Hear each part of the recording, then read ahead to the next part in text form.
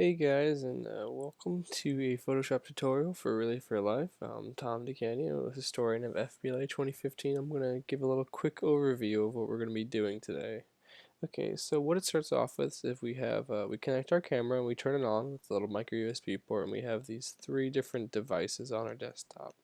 The no names are the ones we're going to look for, and you can tell the difference between this no name and the other no name is because this one has 15 gigabytes, while if we check the other one real quick, this one has 100 megabytes. So we're going to look for this 15 gigabyte one and go under DCIM, and the 101 folder is what we're looking for.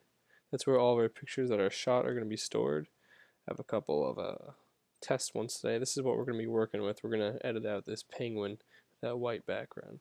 So once we find our photo, or once we want all of our photos, we can select all of them and dump them into the relay photos. That's just kind of going to be our overall dump for today.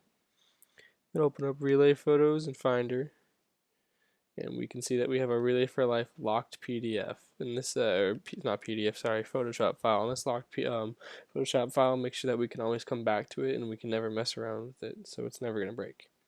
So we're going to see down in our layers area in the bottom right that we have a person insert. That's where we're going to put the photo of whoever you want. So we're going to go up to File, and then Place. And then when we look on our place, we're going to look for that photo that we just took from the camera. Now that would be under Desktop. Under Relay Photos is going to be that one that we just imported. So just kind of look for your newest one or whatever you want to work on. So we're going to hit Place. And we been given up to this place where we can size it and everything. So we can just size it down a little bit to work with. Hit that little check mark up there. Now we can finally edit this. So what we're going to do is we're going to go over to this magic wand tool. And I just like selecting all that background, and usually it selects most of it for me. So if we see here, it kind of has the boarded edges and everything around it.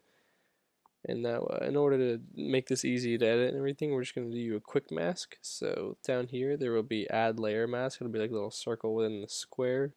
We're going to hit that. Oh, my bad. Sorry, it's been a while since I've done this. Okay, so before we do that, my bad. We're going to hit select and then inverse to inverse this layer mask that we have. And then we can click this and we finally have our layer. Now if you see like little, I don't know if you can see that on your screen, but there's like little artifacts on the side here. What you can just do is make sure you're on the black and white, and then go to your paintbrush tool and just kind of, oh my bad, make sure you're on black, and just wipe that down there. Now we have no more edges. Now if you want to move around this penguin little guy here, I can hit Command T. And what Command T brings up is a transform tool, so we can edit it, we can move it around, we can rotate it all we want, whatever works for us. So once we have it to a place that we like, I like about right there, maybe torso so up, we can hit that check mark again, and now we're ready to export this. So we go to File and Save As.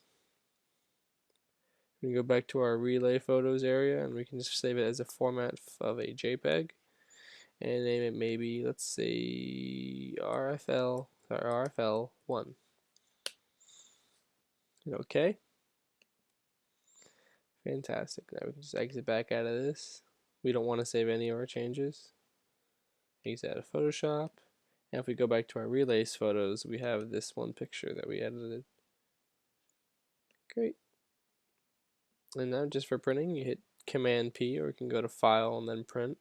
And we can select our printer. We would select the paper size as 5x7. And we can finally now print that.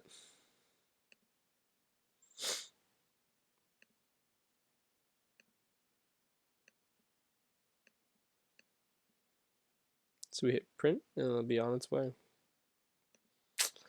If you guys have any questions or anything, feel free to let me know and I can help you out. So just remember, we're going to be taking it off of the camera, putting it into this file, and then opening up the Photoshop file, putting it in the person insert layer over here, masking it out. So we're going to use the wand tool and mask it out real quick, inverse it, hit the mask, and then we can fix up any other little things, move it around, do whatever you want, export it, and then we'll be okay. Fantastic.